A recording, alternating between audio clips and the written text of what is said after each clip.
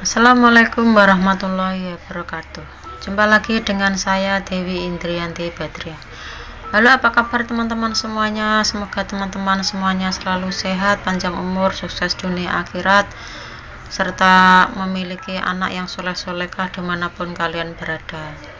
Teman-teman, kali ini saya mau berbagi ilmu, mungkin barangkali bermanfaat bagi teman-teman. Teman-teman, dalam kesempatan ini saya mau berbagi ilmu tentang bagaimana sih caranya agar di saat kita itu dalam rumah tangga itu suami kita itu mungkin pasangan kita atau istri kita itu sedang selingkuh atau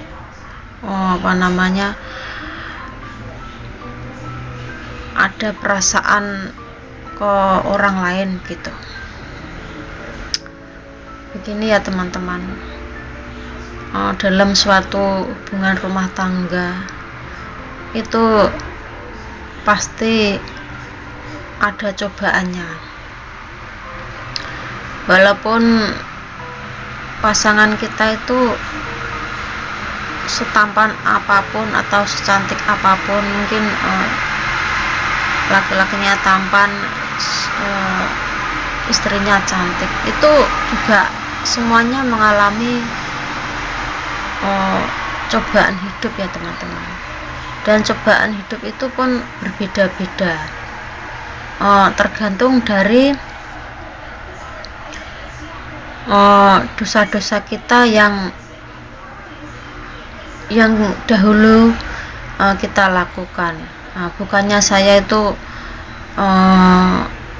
sok suci atau gimana, saya dulu juga mengalaminya teman-teman gitu loh. Jadi ini bagi teman-teman yang istilahnya masih awam ya, belum berhijrah begitu, itu adalah suatu cobaan karena dosa. Tapi kalau bagi yang sudah beriman, terusan sudah ya istilahnya udah mengerjakan perintah-perintah Allah, tapi kok masih dikasih cobaan rumah tangganya tidak bahagia, mungkin pasangannya masih selingkuh, itu suatu ujian keimanan kita teman-teman.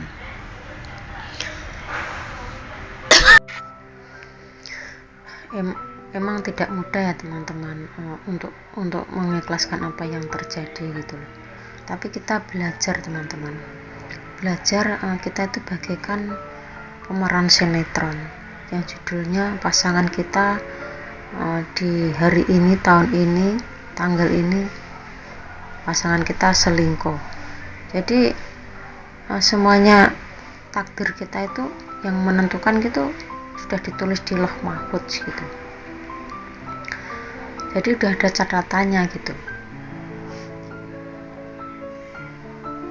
Allah itu sebagai dalangnya, kita itu pemerannya gitu. Jadi semuanya sudah ditulis gitu. Jadi hidup kita, pasangan kita, anak-anak kita, harta kita itu semuanya milik Allah, titipan dari Allah. Jangan merasa memiliki.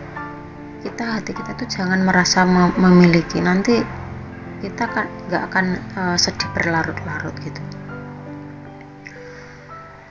Jadi kita itu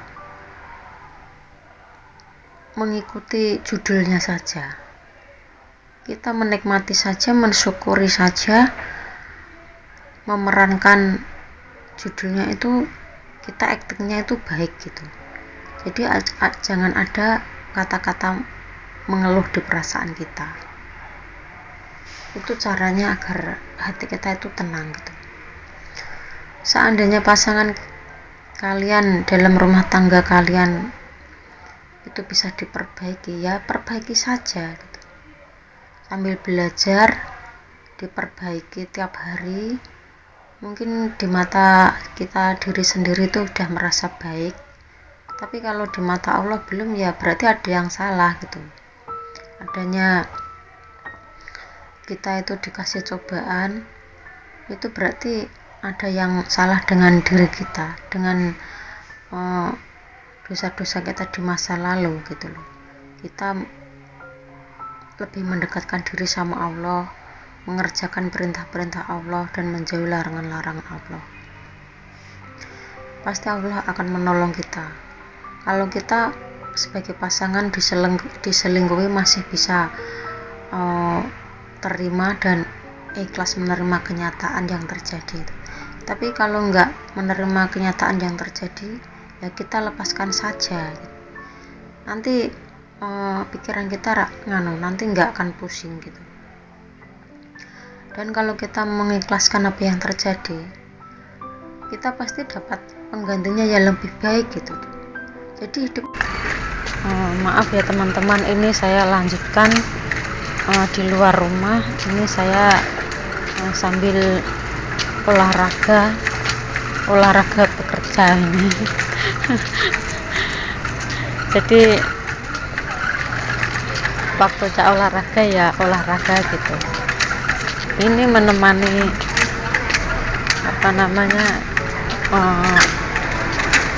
bos saya menemani bos saya olahraga gitu.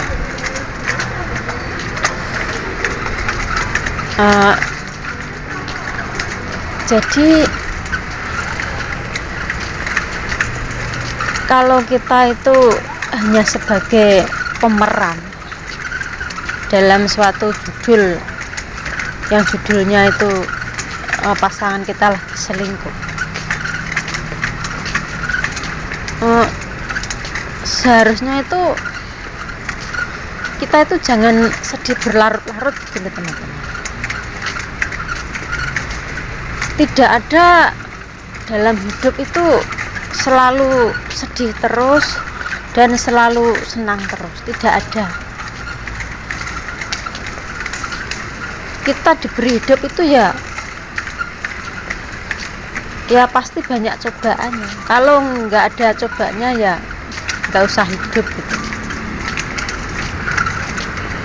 Jadi kita menikmati peran kita saja gitu. Kita lepaskan saja, ikhlaskan saja, kita terima saja apa yang terjadi. Kalau kita legowo, kita ikhlas,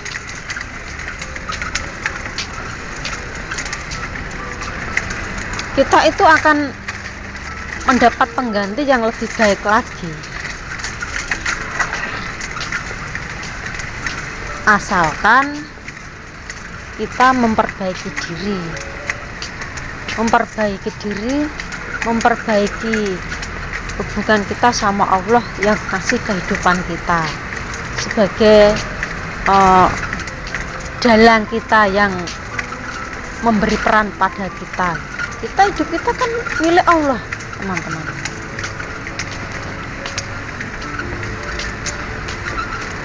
Udah nikmati saja, jangan ada rasa frustasi atau gimana ya, frustasi, rasa itu loh apa sih namanya, lupa aku. Seandainya kita memutuskan berpisah dengan pasangan kita dalam menjalani hidup itu nggak usah ada rasa trauma gitu. Perempuan masih banyak, laki-laki masih banyak. Pikiran kita tuh jangan sempit gitu loh. Udah kita terima saja gitu. Kalau kita memutuskan berpisah ya berpisah. Kalau memutuskan untuk memperbaiki hubungan ya kita perbaiki gitu. Jadi kita itu jangan berlarut-larut dalam kesedihan gitu. Nggak usah trauma. jalani saja, nikmati saja, terserah Allah saja.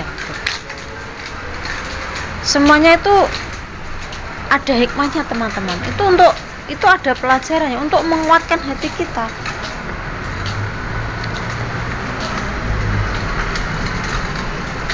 Agar kita itu bisa dekat dengan Allah gitu. Itu maksud dari Allah. Tapi kalau teman-teman itu dikasih cobaan kok bukannya memperbaiki diri kita kembali kepada Allah, maka hidup kita akan semakin sengsara. Kita akan terjerumus penderitaan yang semakin dalam.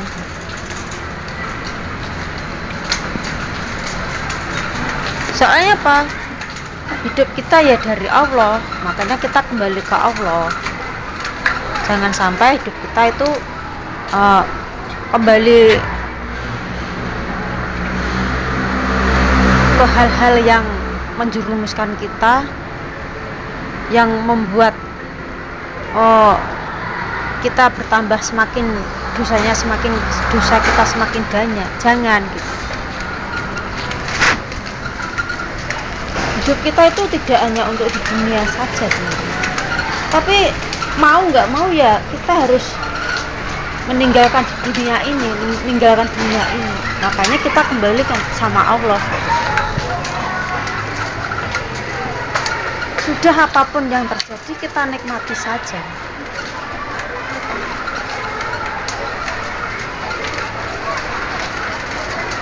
Setiap hari kita selalu belajar tentang ilmu agama, maka hidup kita akan semakin baik dan semakin tenang.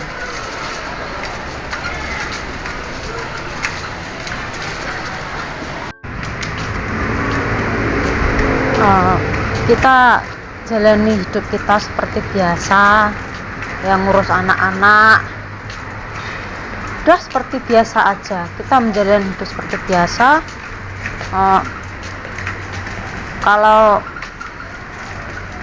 seandainya kalian memutuskan untuk berpisah, ya kita jalani biasa saja, nggak usah ada rasa trauma. Nanti kalau ada jodoh ya datang sendiri gitu.